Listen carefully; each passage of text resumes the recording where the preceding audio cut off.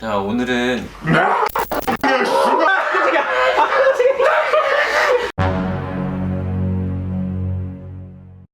오늘은 3월 13일 날 방영하는 킹덤 시즌2에 앞서서 킹덤 시즌1을 빠르게 리뷰하고 중요한 떡밥들을 요약 정리해 보려 합니다. 줄거리를 짧게 설명해 드리면, 권력에 눈이 멀었던 해원 조씨의 최고 권력자 조학주는 자기 딸의 자식을 낳을 때까지 살아 있어야 한다며 죽었던 임금을 특정 생사초 풀로 살렸는데 좀비로 되어버립니다. 그 좀비는 사람의 인육을 원하죠.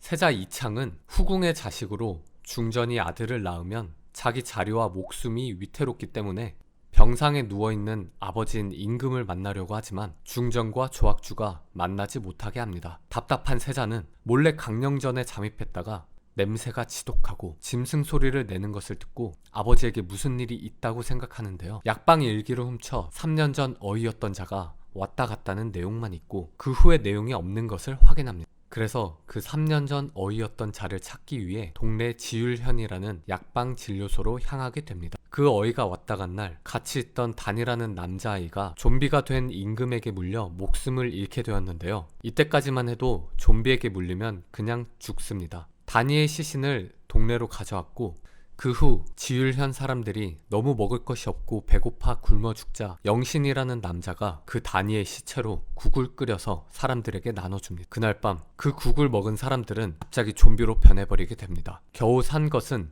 인육을 먹지 않은 서비와 영신뿐. 이후 세자가 동네를 방문하여 좀비와 사투를 벌이며 조학주와 맞서게 됩니다.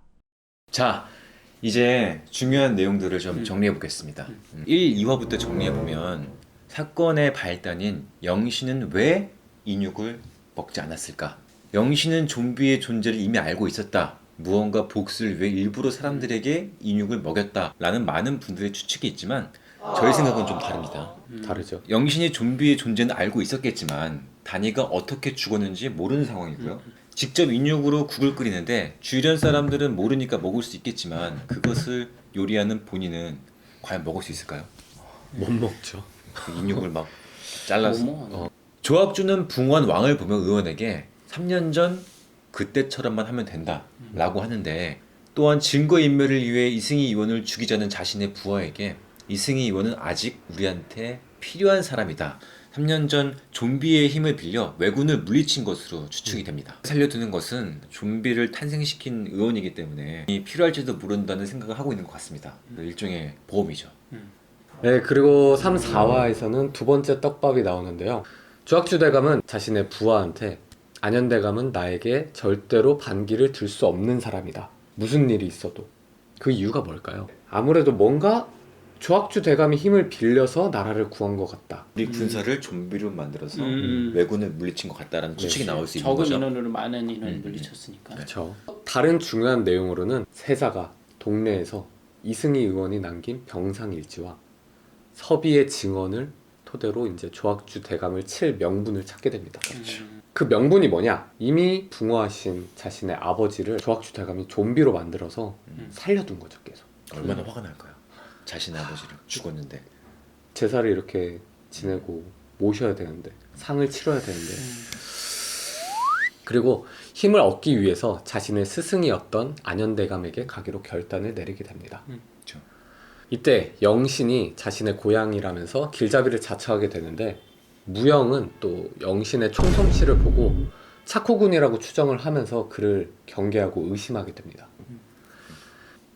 그 여기서 안현대감에 있는 상주는 위치가 경상북도 상주, 지금이랑 똑같죠, 상주. 부산은 동네인데 경상북도 상주, 네. 문경세제에 있는 그쪽. 네, 알겠습니다. 어딘지 아세요? 이 애교는 뭐지?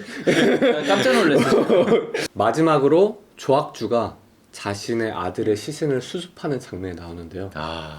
이때 그러니까 세자에 대한 분노가 크게 그 막 눈빛이 막 조학주 막 조학주가 좀비인 줄 알았어 그때. 5, 6화에서도 많은 떡밥들이 나오는데요. 일단 세 번째 떡밥. 그 안현대감은 동네로부터 올라온 봉화를 파악하게 되는데 사람들이 죽어도 죽지 않는다는 보고를 받았을 때 이 뭔가 알고 있는 듯한 표정을 짓습니다. 그리고 또 하나, 좀비와 싸울 때도 이 좀비로부터 유리한 불과 긴 창으로 대응하는 것을 보면 이 좀비의 존재를 이미 알고 있었던 게 아닐까. 네 번째 떡밥. 운포늪에 위치한 전투 축렬비에 침 뱉는 영신이 나오는데 맞아. 이 뒤로 수십 개의 묘지가 발견이 됩니다. 이것은 영신이 과거 전란 때 어떤 계기로 안현대감에게 무언가 원한이 있는 것으로 저는 보여지는데 이게 가장 궁금하더라고. 맞아. 어떤 관계일지가. 그리고 다섯 번째 떡밥. 이 중전에 가짜 임신이 나오죠. 아 충격적이었어. 임신을 안 했다니. 소름 장면이었어요. 아버지도 모르게.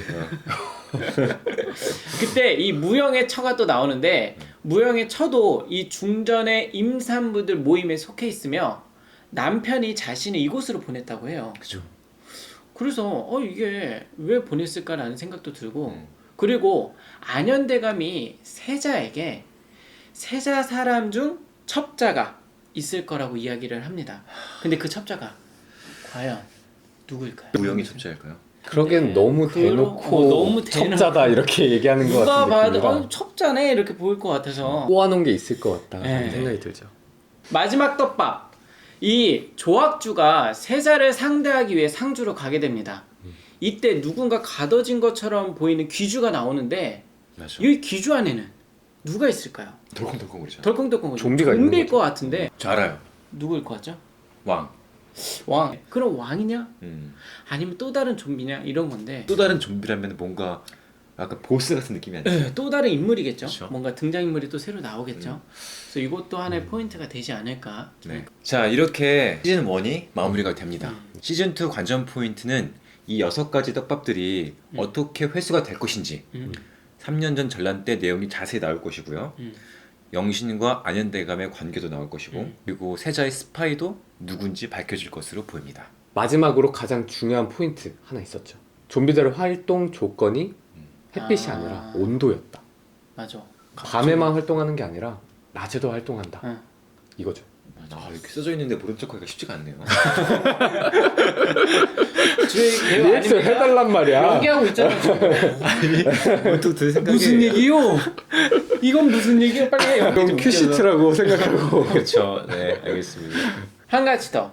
이 섭이가 드디어 생사초를 발견하게 되는데 이 생사초가 어떻게 쓰일지도 이제 궁금하게 되죠. 그리고 그 섭이를 쫓아다니는 신 스틸러 우리 범파리 형님. 범파리 형님 사랑꾼, 응. 쓰랑꾼. 섭이야 섭이야 이 꿀잼도 기대가 됩니다. 잘해. 아 참. 괜찮았어? 그리고 엉골에서 생사초뿐만 아니라 그런 이제 잔해들도 나오죠. 뭐 풀려진 족쇄 이런 것도 나오는데 이건 또 어떤 의미가 있을지 그건 저도 좀 궁금하네요. 그렇죠. 저희 미묘새 킹덤 시즌 1 리뷰는 여기까지고요. 3월 13일날 방영하는 시즌 2에 앞서서 저희 리뷰가 큰 도움이 됐으면 좋겠습니다. 그럼 저희는 여기까지. 좋아요와 구독 눌러주세요. 좋아요와 알람 설정. 눌러주세요. 섭이야 섭이야!